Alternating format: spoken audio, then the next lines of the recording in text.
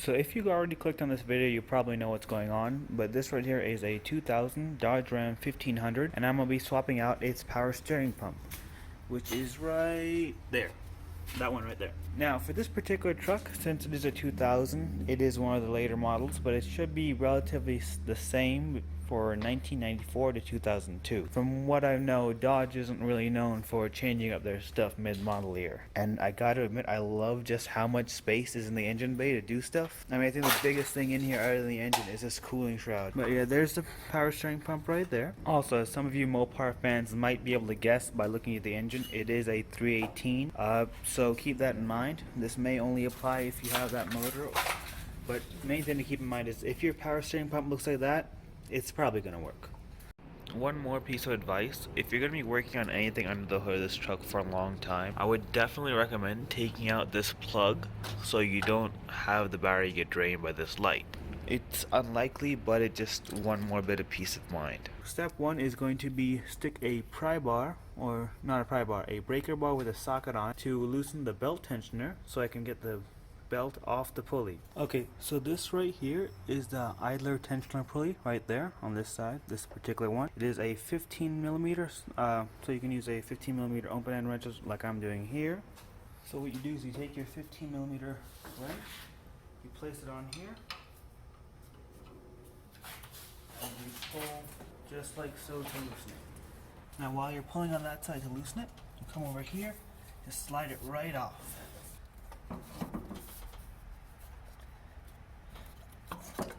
There you go. That's off.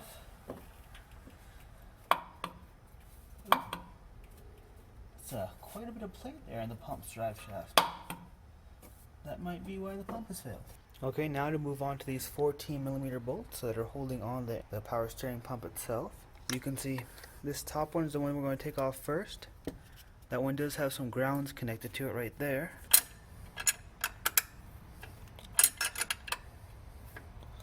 I'm gonna be honest here, I don't like this bolt. There's not really any space to get any leverage or anything. You just gotta keep going back and forth. And as to why I'm not using the open end side, is because there's not enough space to get the tops of the two open ends in. It's a really questionable design. What sucks is I'm pretty sure that they use this on a lot of different Chrysler cars. I can't put a socket in because that hose is in the way.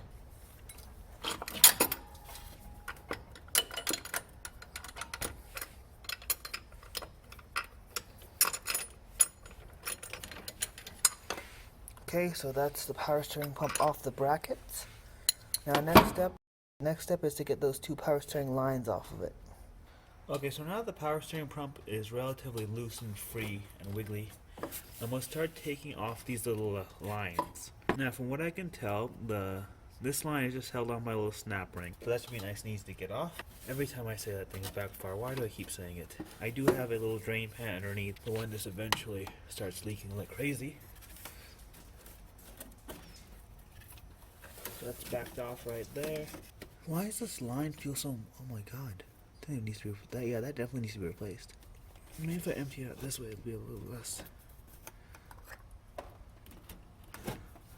Okay, I'm emptying it out this way.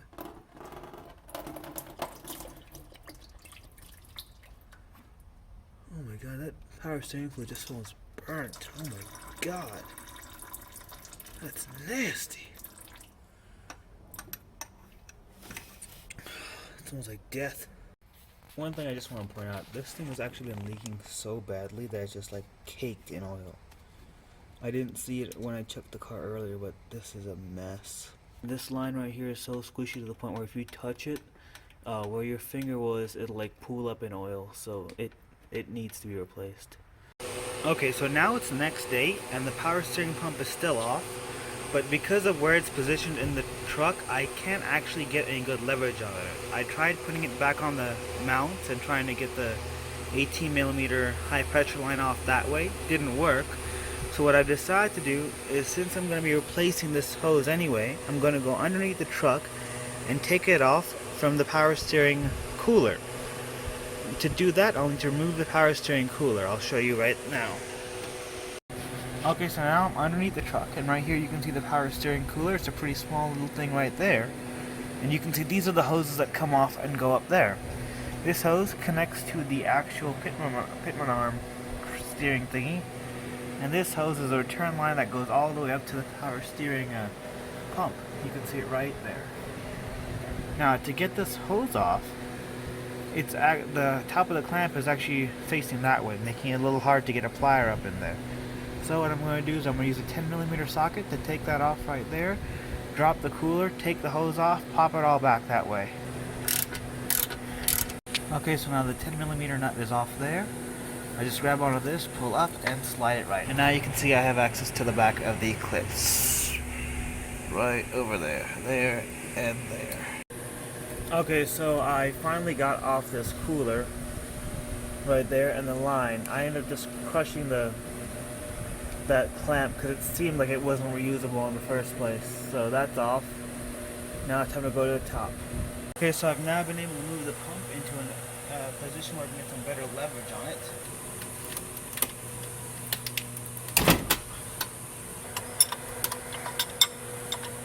That's off. I'm going to get that thing out, pull the pump out, and get the pulley off.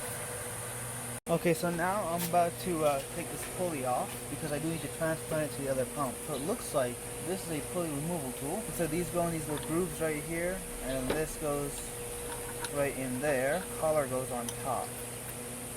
So it looks like the inside one is a 21, the outside one is a 16. Oh man, this is going to be way harder than I thought it would be. Woohoo! Yep, that's off. Only take 10 minutes of that. Now there's 4 bolts to get this mount off, and then the pump will be free. Now these appear to be 15s right here. You can see just how crusty this is. This thing has been leaking for a long time. How would I get this off? That was easier than I thought. Okay, so now that everything's been taken apart, I'm going to start putting it back together. I do want to clean it before I put it back together.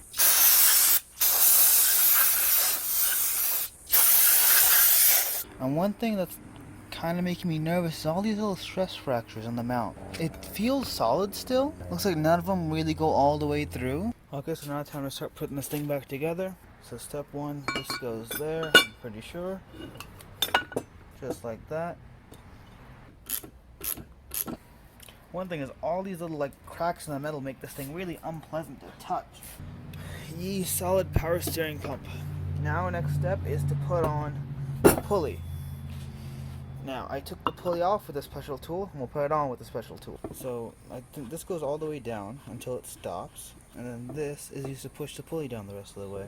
17, it's got to be 17. So the basic concept is that you have this screw that goes into the main shaft of the pump, right? Now this screw gets held in by this thing right here, and then you use this little piece, goes down on the screw to tighten this pump. And to be honest, this is very physically demanding. You know what this feels like? On the Titanic, it took 4 people to drive in 1 rivet. They would first heat the rivet, and then have 2 guys hold it from the outside, and then hammer it in from the inside. That's what this feels like. It feels like I'm putting a rivet on the Titanic. Note to anyone out there, this becomes a lot easier if you're using a ratchet. It's still not easy, but it's easier. Okay, I just want to say, I think I spent almost 2 hours just putting the pulley on. Oh my god. I literally plugged my phone into charge because my battery was low. And it's charged all the way up to 100% and I'm done with this. This is ridiculous, but it's on. It's on there. Nice and flush. Okay, so earlier I thought that this hose was bad too. But the more and more I look at it, it's actually fine. Okay, so the hose itself actually looks fine. There's no real leaks in the lines, nothing's too weak. I think all this residual oil was just from the other line that was leaking. So what I'm going to do is I'm going to replace this O-ring because one of it came with the kit for the power steering pump. Pop that on there by taking it off with a pick, and then just use this original high pressure line.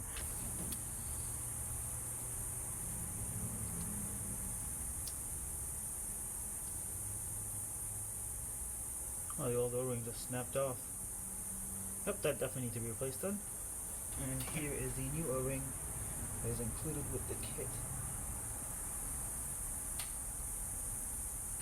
So now what I'm going to do is I'm going to get the power steering pump, pop it on here.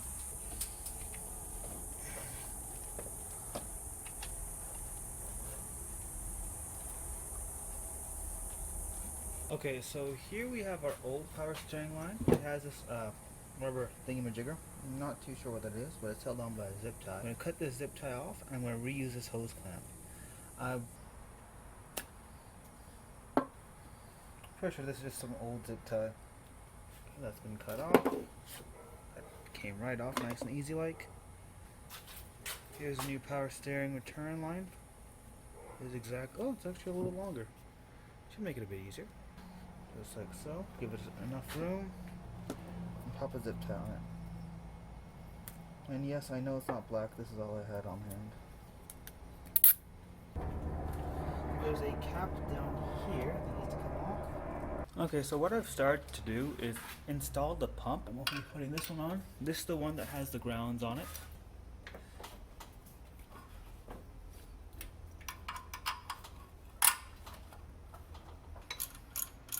I'm going to get these 3 bolts in first because this grounded bolt is actually really hard to get into.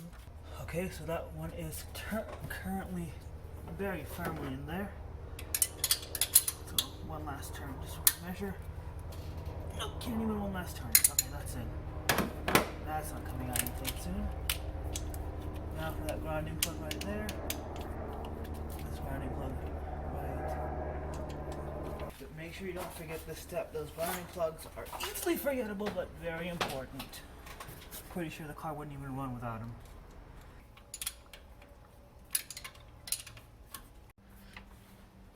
Okay, so I'd say that's pretty well tight, not coming off anytime soon.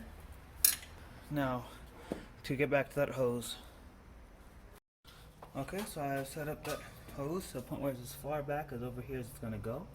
It's actually hitting the bend. So that's not going to be going any further. I'm going to rotate this clip and send this all the way back down that way.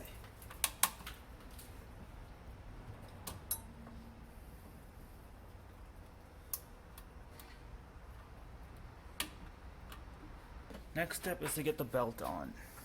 Make sure everything's nice and lined up.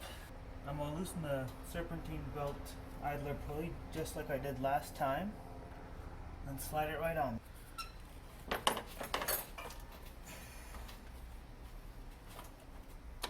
Now to top off this top cap, I'm going to put the actual cap back on it and then move on to the bottom because I still need to connect the cooler hoses. There we go.